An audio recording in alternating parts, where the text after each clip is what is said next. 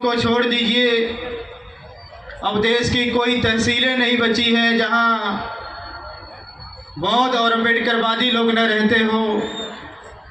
आप उन तहसीलों को छोड़ दीजिए, अब देश के कोई ग्राम सभा नहीं बचे हैं जहां बौद्ध अम्बेडकरवादी न रहता हो। और आप ग्राम सभाओं को भी छोड़ दीजिए, अब देश का कोई गांव भी नहीं बचा है जहां बाबा साहब अम्बेडकर का और भगवान बुद्ध के धर्म को मानने वाला लोग न रहते हो। आज पूरे देश, गांव से लेकर के देश तक डॉक्टर बाबा साहब अम्बेडकर कन्वाई बुद्धमय भारत बनाने का सपना देख रहा है। और बहुत सारे लोग देश में लाखों संगठन बना करके, बहुत सारे लोग बिना संगठन बना करके निरंतर कार्य कर रहे हैं। और जिस तरह से कार्य कर रहे हैं, मुझे ऐसा लगता है कि आने वाले 10-20 सालों में भगवान बुद्ध का धर्म, बौद्ध धर्म देश के प्रमुख धर्मों में से एक बनने वाला है। और मैं जिस सभा सोसाइटी में जाता हूँ, एक बात बहुत गंभीरता से कहता हूँ कि इस देश में जो डॉक्टर बाबा साहब अम्बेडकर के अनुयायी हैं, जो डॉक्टर बाबा साहब अम्बेडकर के समाज के लोग हैं, उनकी संख्या इस देश में लगभग 15 से 20% है।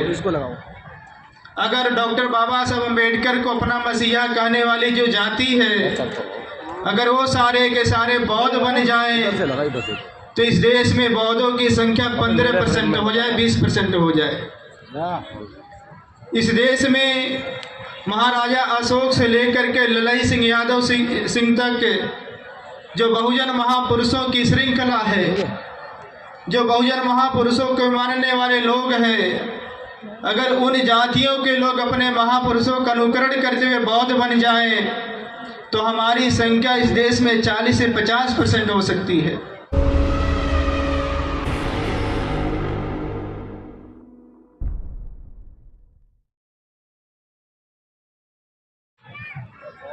उन्नीस 1954 में डॉक्टर बाबा साहब अम्बेडकर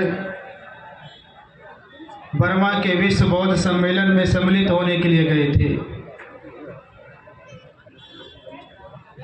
जब बाबा साहब डॉक्टर अम्बेडकर विश्व बौद्ध सम्मेलन में गए,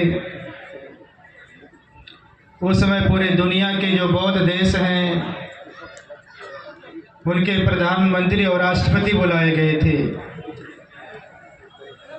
उनके अतिरिक्त दुनिया के बहुत सारे बौद्ध विद्वान लोग थे। भारत से भी भारत के प्रधानमंत्री पंडित जवाहरलाल नेहरू और उनका मंत्रिमंडल गया हुआ था। राहुल संस्कृतायन जी, भंत्यानंद कौशल्यायन जी, भंते धम्मरक्षित जी आदि गए हुए थे। जब सम्मेलन शुरू हुआ और सम्मेलन में दूसरे देशों के प्रधानमंत्री और राष्ट्रपति बोलने लगे, तो लोग बार बार बाबा साहब को देख करके, नेहरू को देख करके कहते थे देखिए आपके देश में भगवान बुद्ध ने जन्म लिया और आप लोग भगवान बुद्ध को भूल गए। वो लोग कहते थे कि देखिए आपके देश में भगवान बुद्ध ने बौद्ध धर्म दिया और आप बौद्ध धर्म को भूल गए।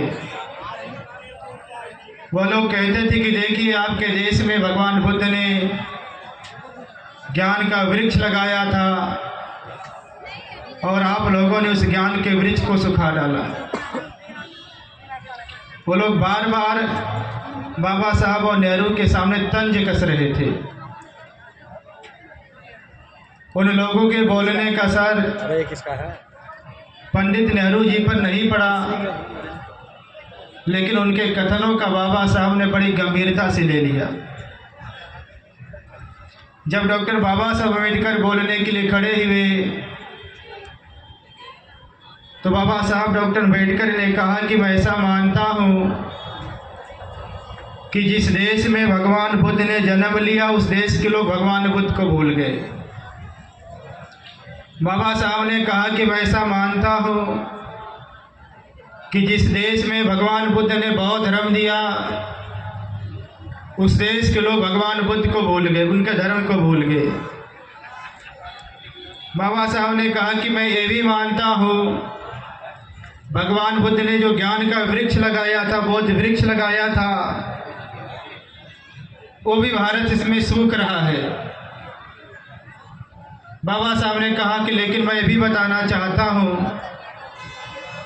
भगवान बुद्ध का लगाया हुआ ज्ञान का वृक्ष, बौद्ध वृक्ष अभी पूरी तरीके से सूखा नहीं है, अभी उसके जड़ें हरी भरी हैं। बाबा साहब ने कहा कि अगर उस पर पानी डाला जाए तो उसकी जड़ें और हरी भरी हो जाएंगी। जब जड़ें हरी भरी हो जाएंगी तो उसकी टहनियाँ हरी भरी हो जाएंगी। जब टहनियाँ हरी भरी हो जाएंगी तो नए नए पत्ते निकल आएंगे। जब नए नए पत्ते निकल आए जाएंगे तो सुख छाया देना प्रारंभ कर देंगे। बाबा साहब ने कहा कि मैं पूरी दुनिया के सामने संकल्प ले रहा हूँ। मेरा फोन नहीं लगा। बाबा साहब डॉक्टर अम्बेडकर ने कहा कि मैं आप सबको विश्वास दिला रहा हूँ भारत वापस जाने के बाद अपने लाखों अनुयायियों के साथ भारत में बुद्ध धर्म का जो वृक्ष सूख रहा है उस पर पानी डालूंगा, उसे हरा भरा करूंगा। डॉक्टर बाबा साहब अम्बेडकर वापस आए 14 अक्टूबर 1956 के दिन भारत में बुद्ध धर्म का जो वृक्ष सूख रहा था अपने 5 से 10 लाख अनुयायियों के साथ उस पर पानी डाल करके हरा भरा कर दिया। जब बाबा साहब डॉक्टर अम्बेडकर ने भारत में बुद्ध धर्म की महान क्रांति करी, धम्म क्रांति करी, उसकी गूंज पूरे दुनिया में सुनाई देने लगी। पूरे दुनिया में भगवान बुद्ध के धर्म के लिए जो लोग कार्य कर रहे थे उन लोगों के खुशी का ठिकाना नहीं रहा। मुझे उस समय का एक संस्मरण याद आता है। महापंडित राहुल संस्कृतायन जी जापान जा रहे थे। महापंडित राहुल संस्कृतायन जी जापान के एयरपोर्ट, वहाँ काठमांडू के एयरपोर्ट पर रुके हुए थे। महापंडित राहुल संस्कृतायन जी से काठमांडू के एयरपोर्ट पर पत्रकारों ने पूछा, कहा कि राहुल जी, डॉक्टर बाबा साहब अम्बेडकर की धम्म क्रांति भारत नहीं पूरी दुनिया में सुनाई दे रही है, उसकी प्रशंसा हो रही है, उसकी आलोचना हो रही है। आप बाबा साहब डॉक्टर अम्बेडकर की धम्म क्रांति को किस रूप में देखते हैं?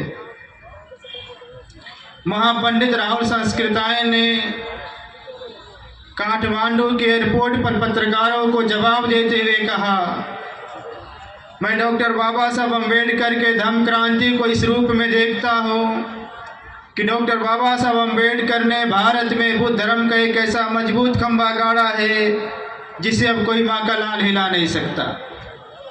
हम लोग देख रहे हैं, पूरे देश में जाते हैं, पूरे देश में लगातार यात्राएं करते हैं। आज देख रहे हैं कि डॉक्टर बाबा साहब अम्बेडकर की धम्म क्रांति पूरे देश में बहुत तेजी के साथ फैल रही है। आज देश का कोई राज्य नहीं है जहां बौद्धों की संख्या निरंतर बढ़ रही हो।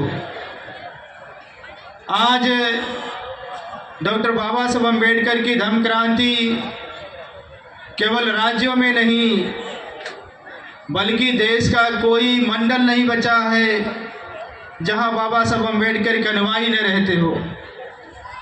आप मंडलों को छोड़ दीजिए, अब देश के कोई जिले नहीं बचे हैं जहां बौद्ध लोग, अम्बेडकरवादी लोग नहीं रहते हो।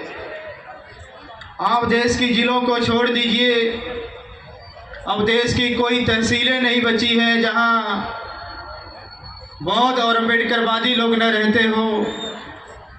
आप उन तहसीलों को छोड़ दीजिए, अब देश के कोई ग्राम सभा नहीं बचे हैं जहां बौद्ध अम्बेडकरवादी न रहता हो।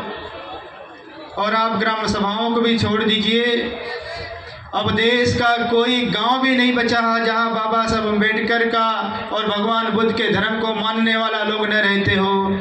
आज पूरे देश, गांव से लेकर के देश तक डॉक्टर बाबा साहब अम्बेडकर कन्वाई बुद्धमय भारत बनाने का सपना देख रहा है। और बहुत सारे लोग देश में लाखों संगठन बना करके, बहुत सारे लोग बिना संगठन बना करके निरंतर कार्य कर रहे हैं। और जिस तरह से कार्य कर रहे हैं, मुझे ऐसा लगता है कि आने वाले 10-20 सालों में भगवान बुद्ध का धर्म, बौद्ध धर्म देश के प्रमुख धर्मों में से एक बनने वाला है। और मैं जिस सभा सोसाइटी में जाता हूँ, एक बात बहुत गंभीरता से कहता हूँ कि इस देश में जो डॉक्टर बाबा साहब अम्बेडकर के अनुयायी हैं, जो डॉक्टर बाबा साहब अम्बेडकर के समाज के लोग हैं, उनकी संख्या इस देश में लगभग 15 से 20% है। अगर डॉक्टर बाबा साहब अम्बेडकर को अपना मसीहा कहने वाली जो जाति है, अगर वो सारे के सारे बौद्ध बन जाएं, तो इस देश में बौद्धों की संख्या 15% हो जाए, 20% हो जाए। इस देश में महाराजा अशोक से लेकर के ललाई सिंह यादव सिंह तक जो बहुजन महापुरुषों की श्रृंखला है, जो बहुजन महापुरुषों को मानने वाले लोग हैं, अगर उन जातियों के लोग अपने महापुरुषों का अनुकरण करते हुए बौद्ध बन जाएं, तो हमारी संख्या इस देश में 40 से 50% हो सकती है। अगर हम 40 से 50% हो जाएंगे, इस देश में जो एक जातिवादी संगठन है, मनवादी संगठन है, वह 40 से 50% कम हो जाएगा।